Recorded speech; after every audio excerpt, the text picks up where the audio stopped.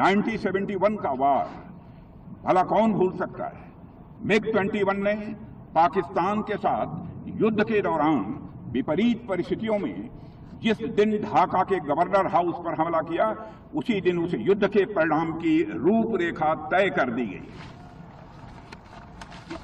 इसके अलावा भी इसके लंबे इतिहास में अनेक ऐसे मौके आए जब MiG-21 ने अपनी डिसाइसिव कैपेसिटी साबित की है। साथियों, कोई भी ऐतिहासिक मिशन हो, हर बार MiG-21 ने तिरंगे का सम्मान बढ़ाया है। इसलिए यह फेयरवेल हमारी कलेक्टिव मेमोरीज का भी है और हमारे नेशनल प्राइड का भी है और इस जर्नी का भी है जिसमें करेज, सैक्रिफाइस और एक्शन। MiG-21 केवल एक एयरक्राफ्ट या मशीन भर ही नहीं है, बल्कि यह भारत और रशिया के बीच गहरे संबंधों का एक प्रमाण भी है। साथियों, भारत के गांव का बच्चा MiG-21 के बारे में जानता है और इसके शौर्य और पराक्रम को भी अच्छी तरह जानता है। और यह एयरक्राफ्ट हमारे देश की मेमोरीज और इमोशंस में डीपली इम्बीडेड है। 1963 में जब MiG-21 पहली बार हमारे साथ जुड़ा था, तब से लेकर आज तक 60 से भी ज्यादा वर्षों का यह सफर अपने आप में अनमैच्ड है, अपने आप में यह बेजोड़ है। मुझे लगता है कि हमारे कुछ वेटरन्स को छोड़ दें तो यहां मौजूद अधिकांश लोगों का उस समय जन्म भी नहीं हुआ होगा जब यह मशीन पहली बार इंडियन स्काईज में उड़ी थी। यही बात इसे और भी स्पेशल बनाती है। हम सबके लिए यह सिर्फ एक फाइटर जेट नहीं, बल्कि एक फैमिली मेंबर जैसा है मेरे साथियों, जिसके साथ हमारा अटैचमेंट बहुत ही गहरा है।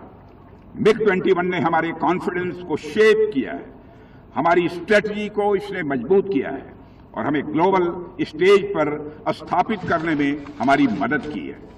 अपनी इतनी लंबी जर्नी में इस फाइटर जेट ने हर चुनौती का सामना किया और हर बार इस फाइटर जेट ने अपनी काबिलियत। जब MiG-21 की बात होती है, अक्सर ये कहा जाता है कि भारतीय वायुसेना 60 साल पुराने विमान उड़ा रही थी। मैं इस अवसर पर एक बहुत ही महत्वपूर्ण फैक्ट भी स्पष्ट कर देना चाहता हूं। 1960 और 1970 के दशक में जो MiG-21 विमान हमारी आर्म्ड फोर्सेज के पास आए थे, वह बहुत पहले ही सेवा से बाहर हो चुके हैं। और जो MiG-21 विमान आज तक हम उड़ा रहे थे, वे मैक्सिमम 40 ईयर्स यानी 40 वर्ष पुराने हैं।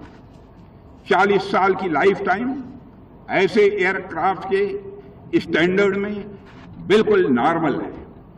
कई देशों में ऐसे फाइटर जेट्स को इतने ही टाइम तक एक्टिव रखा जाता है, लेकिन MiG-21 की एक खास बात यह है कि इसे तकनीकी रूप से हमेशा अपडेट रखा गया है और हमारे एयरफोर्स के अधिकारियों और जवानों ने और मैकेनिस्ट ने इस काम को किया है। आज जो MiG-21 हम यहां देख रहे हैं, यह तो त्रिशूल, विक्रम, बादल और बिशन जैसे नामों से भी जाना गया है। इसका वर्तमान रूप तो अपडेटेड था। यहां मैं हिंदुस्तान एरोनॉटिक्स लिमिटेड की भी सराहना करना चाहता हूं, जिसने अपने एडवांस राडार्स, एवियोनिक्स से MiG-21 को लगातार अपडेट करने में अपनी महत्वपूर्ण भूमिका का